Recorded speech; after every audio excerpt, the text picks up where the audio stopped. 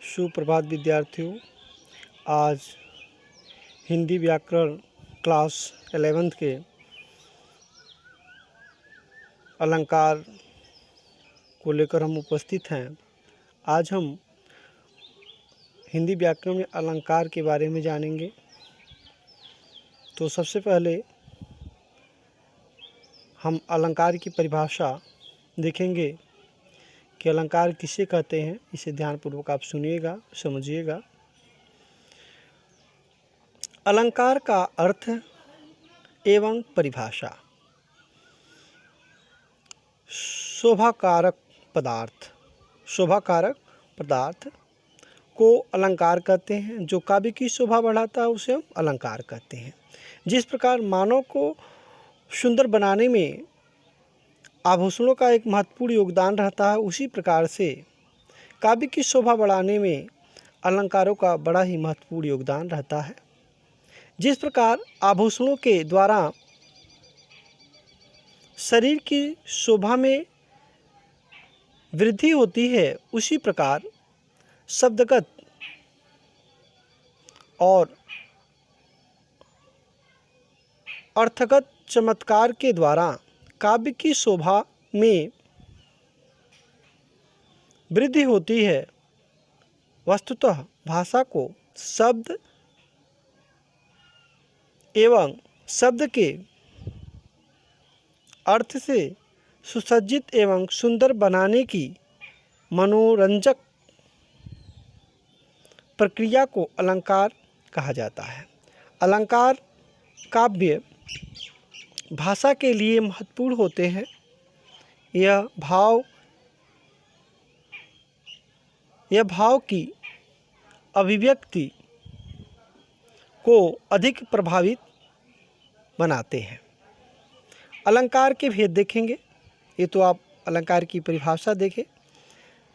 अलंकार के भेद अलंकार के दो रूपों में व्यक्त किया जा सकता है। पहला है शब्दालंकार और दूसरा है अर्थालंकार। शब्दालंकार को देखेंगे। शब्दालंकार जहाँ केवल शब्दों के द्वारा चमत्कार उत्पन्न होता है, वहाँ शब्दालंकार होता है।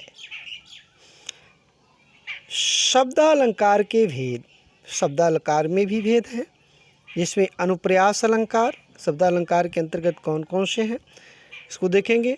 अनुप्रास अलंकार, दूसरा है यमक अलंकार, तीसरा है श्लेष अलंकार। अब हम क्रम अनुसार हम देखेंगे अनुप्रास अलंकार। तो सबसे पहले हम जान लें कि अनुप्रास अलंकार की परिभाषा। अनुप्रास अलंकार क्या है? अनुप्रास वर्णनीय रस की अनुकूलता के अनुसार समान वर्णों का बार बार प्रयोग है। यह एक प्रचलित अलंकार है जिसका प्रयोग छेकानुप्रास, वृत्तानुप्रास, लटानुप्रास आदि के रूप में होता है। उदाहरण के रूप में देखेंगे। समसुवरन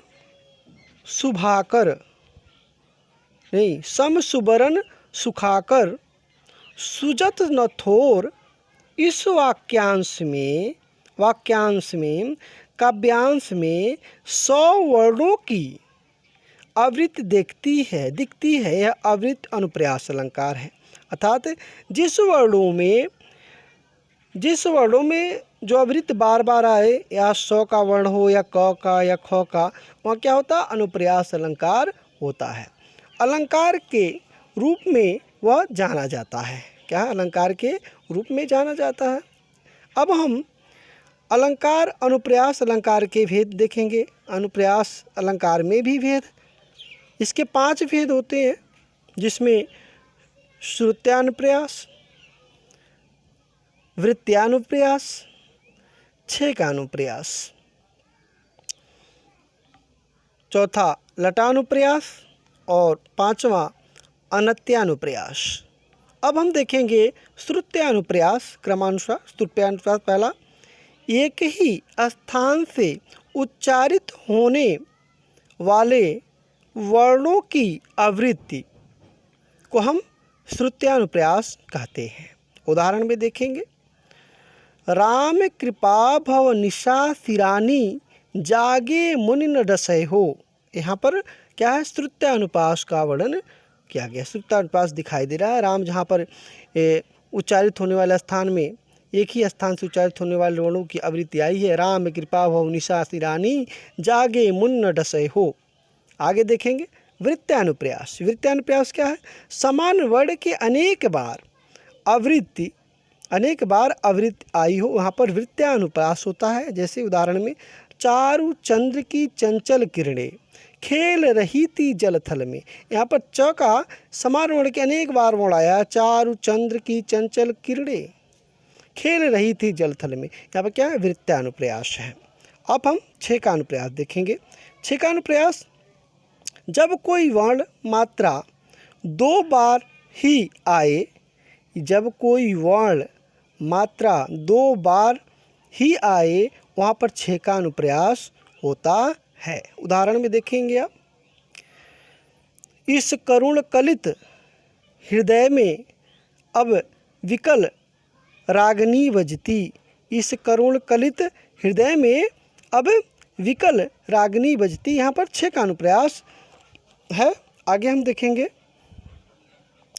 लटानुप्रास। लटानुप्रास क्या है, लटानुप्रास में लटानुप्रास शब्द, जब शब्द व अर्थ की आवृत्ति के शब्द भी अन्वय के उपरांत भिन्न अर्थ मिले। जब शब्द व अर्थ की आवृत्ति के बाद भी अन्वय के उपरांत भिन्न अर्थ मिले तो उसे हम लटानुप्रास कहते हैं। उदाहरण में हम देखेंगे, स्पष्ट होगा। पूत सपूत तो क्यों धन संचय, प्रश्नवाचक चिन्ह है। पूत कपूत तो क्यों धन संचय। यहाँ पर शब्द और अर्थ की आवृत्ति के बाद भी अन्वय के उपरांत भिन्न अर्थ मिले हैं। जैसे पूत सपूत तो क्यों धन संचय, अपूत कपूत तो क्यों धन संचय। यह यहाँ पर लटानुप्रास है। पांचवा देखेंगे, लास्ट है अंत्यानुप्रास। शब्दों के अंत में समान ध्वनि की, शब्दों के अंत में समान ध्वनि की आवृत्ति आई हो, वहाँ पर अंत्यानुप्रास होता है। जैसे उदाहरण में देखेंगे, बतरस लालच लाल की मुरली धरी लुकाय। बतरस लालच लाल की मुरली धरी लुकाय, यहाँ पर अंत्यानुप्रास है। अब हम देखेंगे दूसरा जो अलंकार है, यमक अलंकार। यमक अलंकार की परिभाषा देखेंगे। जैसे यमक अलंकार को, यमक एक शब्दालंकार है। यमक क्या है, एक शब्दालंकार है। यमक का अर्थ होता है युग्म। यमक का अर्थ होता है युग्म, जोड़ा। अर्थात क्या होता है, जोड़ा, एक साथ जुड़ने वाला युग्म। इसमें भिन्न अर्थ के साथ किसी वर्ण अथवा शब्द की आवृत्ति होती है। एक बार इसको और देखेंगे। यमक एक शब्दालंकार है। यमक का अर्थ होता है युग्म अर्थात जोड़ा। इसमें भिन्न अर्थ के साथ ही किसी वर्ण अथवा शब्द की आवृत्ति होती है। जैसे उदाहरण में देखेंगे, कहे कवि बेन ब्याल की चुराए लीनी बेनी। उक्त काव्यांश में बेनी का आवृत्ति है। काव्यांश क्या है, बेनी की क्या है, बेनी की आवृत्ति है। बेनी की आवृत्ति है। प्रथम बेनी का अर्थ होता है कवि बेनी प्रसाद। क्या होता है, कवि बेनी प्रसाद, किसी कवि का नाम है बेनी प्रसाद। तो दूसरे में अर्थ होता है, दूसरे में बेनी का अर्थ है चोटी। दूसरे में बेनी का अर्थ क्या है, चोटी। तो यहाँ क्या होगा, यमक अलंकार होगा। उदाहरण में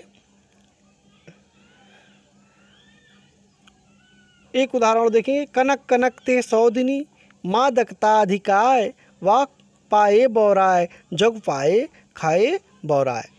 इसमें कनक कनकते सौगनी, मादकता अधिकाय, वा पाए बौराय, जग वा पाए खाए बौराय। तो इसमें उक्त दोहे में आप देखेंगे कनक शब्द की आवृत्ति है। कनक शब्द की आवृत्ति है। प्रथम कनक शब्द का अर्थ है सोना अथवा स्वर्ण, जिसका आभूषण बनता है। दूसरा, द्वितीय कनक का अर्थ होता है धतूरा, एक तरह से नशीला एक पदार्थ है जिसे खाने से व्यक्ति पूरी तरह से मात जाता है। तो इस यहाँ पर दो अर्थ है, एक कनक का सोना हुआ, एक कनक का धतूरा जो एक नशीला पदार्थ है। इसलिए यहाँ क्या है, यहाँ पर यमक अलंकार है। ठीक है। अब हम देखेंगे श्लेष अलंकार। श्लेष अलंकार क्या है? श्लेष अलंकार जब कोई शब्द वाक्य में प्रयुक्त होकर दो या दो से अधिक भिन्न भिन्न अर्थ दे तो वहाँ पर श्लेष अलंकार होता है।